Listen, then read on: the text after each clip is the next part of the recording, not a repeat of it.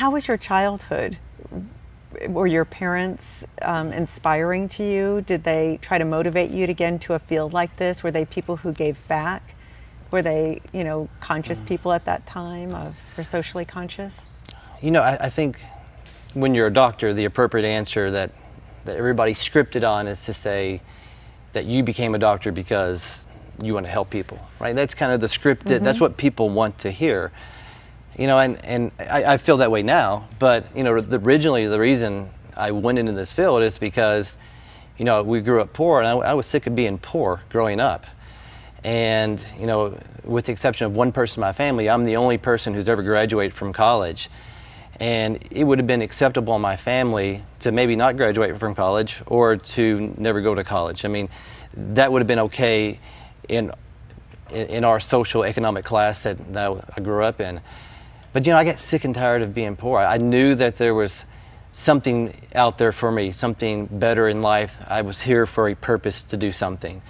And I knew a lady who was a dentist, and she made $100,000 a year. And I remember thinking to myself, if I made $100,000 a year, there's nothing in life that I couldn't have. Because to me, growing up, my mom worked at a gift shop at a museum, and my dad drove a truck. So $100,000 a year was like winning the lottery to me. So, I knew that if I wanted to do that, it would require a lot of hard work and dedication, and my family couldn't afford to do that. So, I took as many loans out as possible to achieve that. And when I finally got to the point where I had this successful practice, I kind of looked at myself and said, you know what, I've been so blessed to get to where I am, coming from where I started. But what was your journey like? How did you do it? I mean, it takes a strong mindset to actually study that hard and be an oral surgeon or even a dentist. And why dentistry? Why didn't you go into another field or just a medical doctor?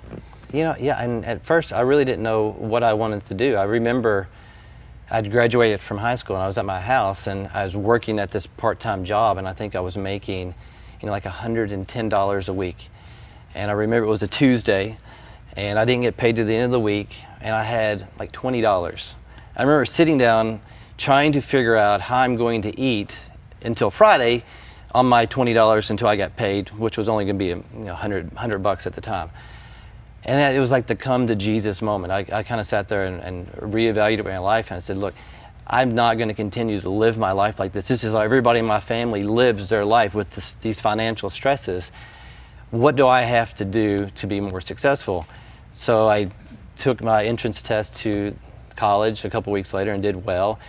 And then when it came time to go to college, I remember calling my mother and telling her that I was going to go quit my job and go to school. And I remember my mom, her biggest concern was, well, we're not rich. We can't afford to go to school.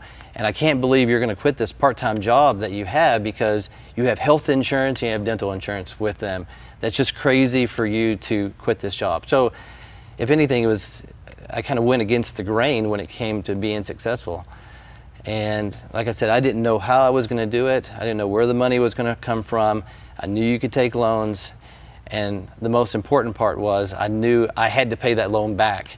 So that was my real motivation to work hard and study hard and to become something. And at the time, I didn't know what I wanted to become. And like I said, I found a dentist who made $100,000 a year, and I thought that was be the most amazing thing in the world to have that kind of money. And that's why I kind of pursued that. That's great. So when you actually achieved it, when you got your degree and you started working, when you started your business, how did that make you feel? Yeah, Did you feel like, wow, I did something that none of my family members did? Or, I mean, you not only went to school, you went to graduate school, you specialized. It's such a long process. I mean, it's from the time you graduate from high school. It's a long journey. It's a 12-year process. So, I mean, really honestly, at the end of this journey, it's kind of a surreal feeling. It doesn't feel like it's really over with because it took you so long to get there. And I knew that I wanted to have my own business. I've always had a drive to be successful. I've always wanted to be this person. I just never thought I would actually be that person.